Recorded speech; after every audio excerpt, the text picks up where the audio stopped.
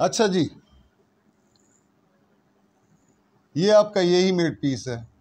असल में इसके अंदर डायगोनली आप ले लें केले, जिस तरह केला थोड़ा सा गोल होता है इसी तरह की शक्ल के होते हैं माइटोकॉन्ड्रिया। ये बैटरियां हैं जिसके अंदर से एनर्जी रिलीज होनी है।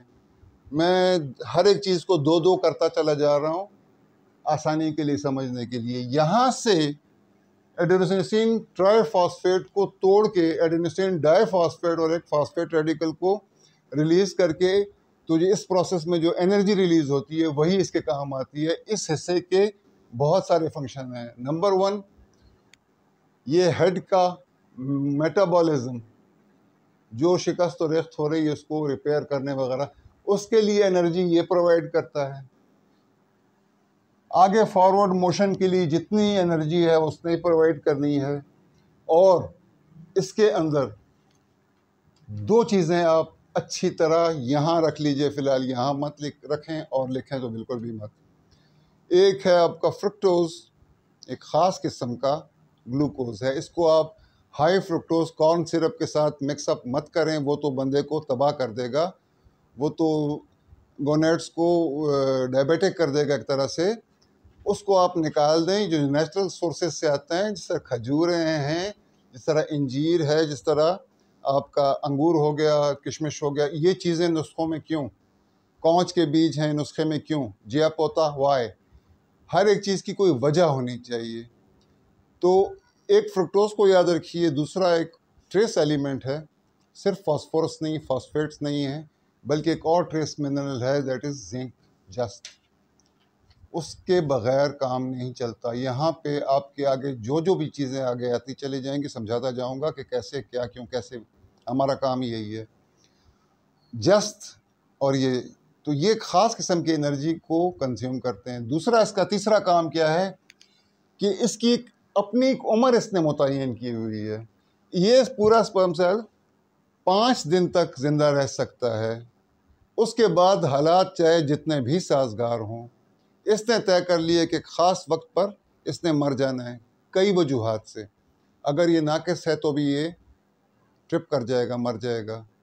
बहुत सी वजूहात हैं, लेकिन इसको फ़िलहाल आप नहीं समझ लें कि ये इसने एक वक्त मुकर्रर है इसका, इसको मालूम है, इसके अंदर डिज़ाइंड है, प्रोग्राम्ड है, और इस वक्त पे मर जाएगा। अब आते हैं मोटेलिटी, स्लगिशनेस पे और फ्रुक्टोज पे। अगर आपका सिस्टम सही काम कर रहा है तो इसके अंदर माइटोकॉन्ड्रिया कितने होंगे?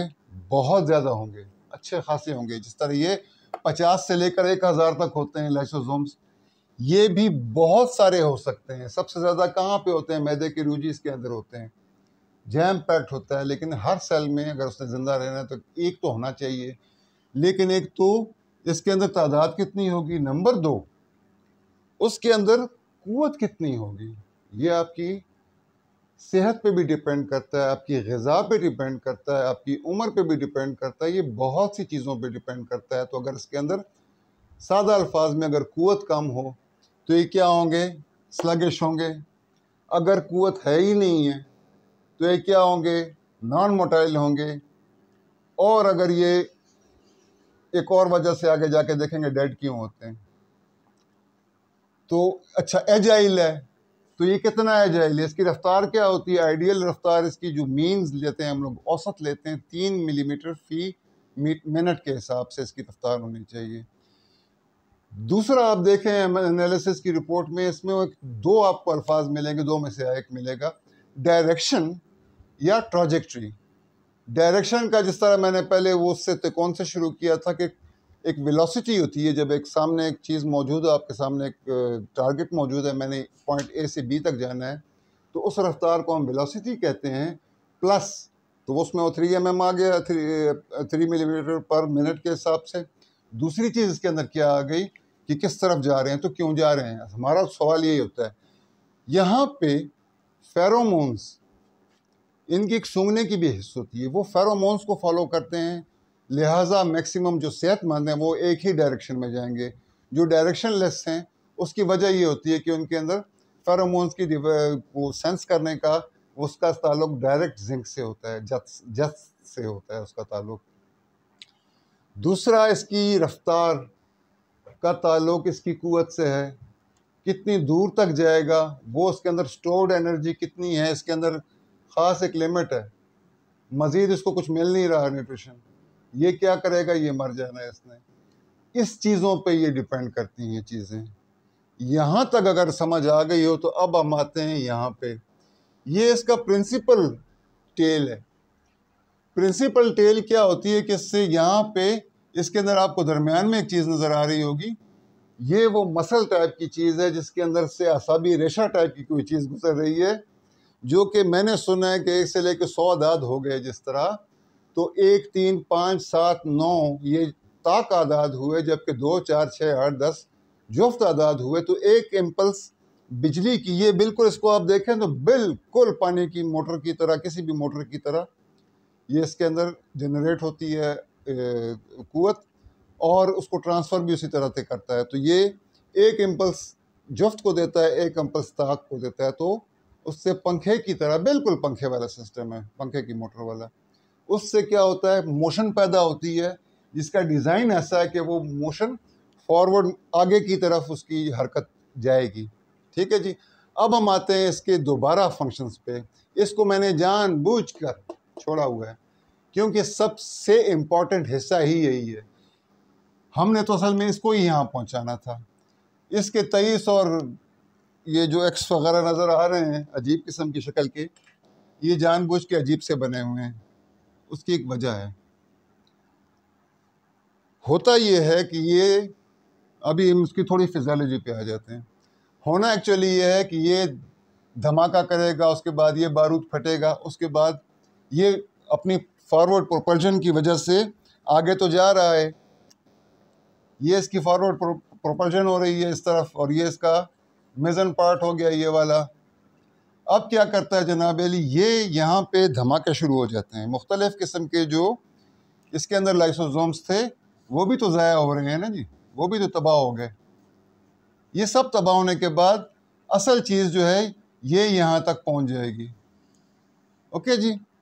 और साथ में क्या होता है, यहाँ पे आप थोड़ी सी मिसाल ले लें कि शादी वाला घर है, ठीक है ना जी, और ये आपके हो गए सेंट्रीओल्स। सुना है कि ये भी साथ में जाते हैं। होता यूं है कि ये आपकी जो सब्ज़ रंग की नज़र आ रही होगी, ये है वो हाइलुरोनिक एसिड की तय, एक ख़ास अमीनो एसिड्स की ये एक हिफाजती तय होती है। इसको चीरने के लिए ये हाइलुरोनिडेज काम करता है और प्रोटीएज उसके वॉल को तोड़ देता है। लेकिन जैसे ही न्यूक्लियस अंदर जाएगा तो क्या होता है, घर के दरवाजे बाकी बारात जितनी आई हुई है उनके लिए कट जाते हैं, और बारात का क्या होता है, तितर बितर हो जाते हैं, डेबरी में तब्दील हो जाते हैं। यहाँ पे जब ये डेबरी में तब्दील हो गए, टुकड़ों में तब्दील हो गए, तो इनको कौन हटाएगा यहाँ से, इनको कौन मज़ीद तोड़ेगा, लाइसोसोम्स, लाइसोजेम्स। और इनको लेकर किस तरह जाएंगे, ये फ्लड आउट हो जाएंगे, और फ्लड आउट करने के अलावा इसके ऊपर खाने वाले भी जो मैक्रोफेज टाइप के जो फेगोसाइट्स वगैरह होते हैं वो भी आएंगे। वो एक अलग चैप्टर है, हमारे साथ उसका कोई ताल्लुक नहीं है। हमारा तो यहाँ तक था कि इसके अंदर अब ये पहुँच गया है, अब यहाँ कहानी शुरू होगी, क्योंकि एक हिस्सा इधर था तो एक हिस्सा उधर भी था, तो यहाँ सेंट्रीओल यहाँ पे भी होंगे, वो आगे अगले लेक्चर में हम देखेंगे। अब आते हैं हम अपनी असल कहानी की तरफ, जो इसका मेन फंक्शन है। अच्छा जी, ये सारा जो लंबा चौड़ा ऑपरेटस बना हुआ था, ये सिर्फ इस छोटे से हिस्से के लिए था, जो कि डिस्प्रोपोर्शनेटली मैंने बड़ा बनाया है ताकि नज़र आ सके। ये तो अगर इसके साथ हिसाब से देखा जाए तो यहाँ पे आएगा इतना सा, ठीक है जी, क्योंकि ये एक हैप्लॉइड सेल है। दोबारा से फिर ताज़ा कर लेते हैं अपने को। 46 होने चाहिए कुल इंसान। मैं 46 क्रोमोसोम से मेडिकल साइंस कहती है बना हुआ हूँ। अब वो क्रोमोसोम्स कैसे बनते हैं कि ये डबल हेलिक्स होता है, 2 स्ट्रैंड्स होते हैं आपके डीएनए के, और वो आपस में उनको पेच दर पेच रस्सी बन जाती है। फिर रस्सियों को भी बट बट के उनके बंडल से बन जाते हैं, जिनको 46 उनकी तादाद होती है। उनका एक एक हिस्सा इम्पोर्टेंस रखता है, एक एक हिस्सा। यहाँ पे 23 हैं, 23 वहाँ पे हैं। अच्छा, यहाँ पे इस सेगमेंट की साथ ही हम साथ में फिजियोलॉजी और कुछ बीमारियाँ भी डिस्कस करेंगे। उनमें से कुछ जहनी बीमारियाँ हैं। ये आप देख रहे हैं, ये मैंने स्पेशली अजीब सा बनाया हुआ है। ख़वातीन का कोई कसूर नहीं होता, उनके सारे क्रोमोसोम्स एक्स ही होंगे एग के अंदर। मेल के जो क्रोमोसोम्स हैं वो वाई भी हो सकते हैं, एक्स भी हो सकते हैं। अगर एक्स होंगे तो मेरी तरह अल्लाह ताला का शुक्र अदा करेगा, मुझे अल्लाह ताला ने एक बेटी से नवाजा मेरे क्रोमोसोम्स की वजह से। वाई क्रोमोसोम अगर है तो मेल ऑफस्प्रिंग होगा, बच्चा पैदा होगा मेल। लिहाजा एक गलत फहमी, ये जी 5 बच्चों में इसने 5 बेटियां पैदा की हैं, छठी बेटी पे उसको घर पे निकाल दो, ये कर दो, वो कर दो, ये इंतहाई जहालत है। नंबर 2, यहाँ से हम क्या सिग्निफिकेंस लेंगे? दूसरी ये है कि जैसे ही ज़ायगोट बन जाता है एक बार और ये प्रोसेस कंप्लीट हो जाता है तो तीनों शरीयतें भी इस पे मुत्तफिक हैं और आज की मॉडर्न साइंस उसको ज़ायगोट कहती है। तब वो कहते थे जी नुत्फ़ा करार पा गया, होते के साथ ही उसके अंदर एक रूह है और वो अल्लाह ताला की अमानत होगी, वो एक इंसान है, वही उसको ज़िंदा रखेगा या मारेगा। आपको ये हक़ नहीं है। लिहाजा एबॉर्शन किसी भी सूरत में, याद आया पोप जॉन पॉल आंजहानी मरहूम पोप थे, तो इज़्ज़त माब से ये अंग्रेज़ियाँ लेके कागज़ों में तो कंपनियाँ पहुँच गई कि जी ऐसा है तो वैसा है, तो कर कर आके तो उन्होंने कहा मेरे पास पूछने आए हो तो मैं साइंटिस्ट नहीं हूँ, मैं तो शरीयत की बात करूँगा जो कि बिल्कुल सादा है। जिस वक्त ये करार पाया उस वक्त से अल्लाह की अमानत है, एबॉर्शंस कत्ल हैं। इस्लाम भी यही कहता है, यहूदियत भी यही कहती है, मसीहियत भी यही कहती है, साइंस भी यही कहती है। तो ये जहालत निकल जानी चाहिए। और 3 किस्म की जहालतों को तो मैं बिल्कुल भी औकात ही नहीं है उनके साथ मुखालफत करने की। कुछ मोर के पंख की चवन्नी से जनाब अली बेटा पैदा होगा। कोई पीर साहब होते हैं वो तावीज़ खोल के देते हैं और पैसे बेकार के, तो उनको भी मैं चैलेंज नहीं करता, उनके अमल में भी होगा हिसाब किताब कुछ। और कुछ होते हैं जो काला जादू कर देते हैं जनाब अली, उससे पैदा होता है। तो यहाँ पे ज़रा गौर करें। ये अगर इस तरह का बीच में बन गया, मैं ये नहीं कह रहा कि उनके दावे झूठे हैं, लेकिन अगर ऐसा कुछ सिलसिला हो गया तो इनके लिए तो आजकल कानून बन गया है कि तो कानून की चूँकि ये क्लास नहीं है तो हम उस तरफ नहीं जाएंगे, लेकिन खुदा का शुक्र अदा करना चाहिए और जहालतों से बचना चाहिए। हाँ, चौथा तरीका एक है जो कि बड़ा साइंटिफिक है, लेकिन वो ज़ायगोट बनने से पहले की कहानी है। वहाँ पे वो उस पर हम बाद में एक्सपेंड करेंगे जब हम इलाज वगैरह पे बात करेंगे। कभी अगर आपको मेल ही ऑफस्प्रिंग चाहिए तो ज़्यादा चांसेस क्या करके हो सकते हैं, आपको फीमेल ऑफस्प्रिंग चाहिए तो ज़्यादा चांसेस किस तरह बढ़ाए जा सकते हैं, वो एक साइंटिफिक तरीका है चौथा, जो कि अभी आपको समझ नहीं आएगा, वो आपको फिजियोलॉजी की बात समझ आएगा। यहाँ तक अगर समझ आ गई हो तो या तो एक्स होगा या फिर वाई होगा। अगर वाई हुआ तो एक्स के साथ मिलकर तो वो मेल ऑफस्प्रिंग बच्चा पैदा करेगा, और अगर एक्स और एक्स मिल गए तो वो बच्ची पैदा होंगी। ये थी जनाब अली इसकी मोटेलिटी, हमने देख ली। अब समाप्त कर लेते हैं कि ये मोटाइल नॉन मोटाइल का मसला क्या होता है, कि आपकी सेहत कैसी है, आपका जिगर क्या फ्रुक्टोज को सही तरीके से निकाल रहा है, और कहीं पे कोई ब्लॉकेज अगर है, ज़्यादातर अमराज ब्लॉकेजेस के होते हैं, ये याद रखिएगा। ये एक और नुक्ता याद रख लें। तो अगर कोई ब्लॉकेजेस नहीं है तो स्मूथ चल रहा है तो स्मूथ सिस्टम से चलता रहेगा। और अगले लेक्चर में हम डिस्कस करेंगे कि इसके अंदर कौन कौन से हार्मोन्स हैं जो कि इन्वॉल्व होते हैं। मुझे कोई आपत्ति नहीं है आपके टेस्टोस्टेरोन से, बिल्कुल अच्छी चीज़ है, लेकिन उसका गलत इस्तेमाल अगर मैं ख़ुद करता हूँ या मुझे कोई गलत प्रेस्क्राइब करता है तो दोनों सूरतों में मेरे साथ जुल्म हो रहा होगा। क्योंकि वो अब आगे हम जाके देखेंगे हाइपोथैलेमस क्या निकालता है और पिट्यूटरी ग्लैंड से क्या निकलता है, तो आपको शायद हैरत होगी कि बहुत सी और भी फैक्टर्स हैं इन्वॉल्व हैं। तो कोई टेस्टोस्टेरोन के इंजेक्शन लगवा के या इस तरह के काम करके आप कोई अच्छा नहीं कर रहे होंगे शायद। और लॉन्ग रन में तो खुद लिटरेचर कहता है कि भाई ये आपका जो अपना इंडोजेनस प्रोडक्शन है उसको सुप्रेस करते करते ज़ीरो कर देगा। तो उस हिसाब से भी बचें, उल्टे सीधे इलाज मत करवाएं। दूसरा, जानवरों वाले इलाज मत करवाएं। 6 बच्चे और 8 बच्चे इंसान को नहीं पैदा होते, वो कुत्ते या सूअर और इस तरह के जानवरों को पैदा होते हैं। वही इलाज अगर यहाँ पे इंसानों पे अप्लाई हो रहा है, तो मेरा कोई डिस्क्लेमर है, मैं कोई मजहबी स्कॉलर भी नहीं हूँ, लेकिन मेरे ख्याल से वो दुरुस्त शायद नहीं है क्योंकि नेचुरल नहीं है, फितरी नहीं है।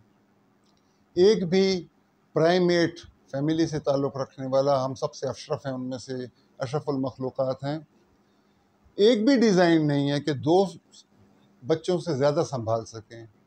इतनी ब्रेस्ट फीडिंग कर ही नहीं सकती। 8 अगर आ रहे हैं तो ये अननेचुरल है, इससे बचें और उसको समझें कि हो क्या रहा है एक्चुअली इंसान के साथ, और ऐसे इंसान के साथ जिसके कुछ अपने मज़हबी जज्बात भी होंगे, उसके कुछ अपने मज़हबी अकायद भी होंगे। हो सकता है मेरे अकायद गलत हों, मैं अपने अकायद को भी ज़बरदस्ती स्थापित नहीं करना चाहता, लेकिन मैं एक मुसलमान हूँ और उस हिसाब से तो ख़ुद आप बाकी हिसाब लगा लें कि जो नस्ल तनासुल का जो सिस्टम होता है ये कितना सेंसिटिव होता है और कितना साइंटिफिक होता है। मतलब 7 पीढ़ी पहले अगर मेरा कोई बुज़ुर्ग एक नस्ल से था तो हो सकता है 7वीं नस्ल में मैं पैदा हो रहा हूँ। ये इतना साइंटिफिक होता है, तो ऐसा ना हो कि कहीं कल को कुछ और पैदा हो रहा हो उससे, आज से 300 साल बाद, 250 साल बाद। तो मेरे ख्याल से कोई पॉइंट रह नहीं गया, हुआ तो अगले लेक्चर में उसका खुलासा कर लेंगे। अल्लाह खैर करेगा, और इसके साथ ही मुझे इजाज़त दीजिए। अल्लाह हाफ़िज़।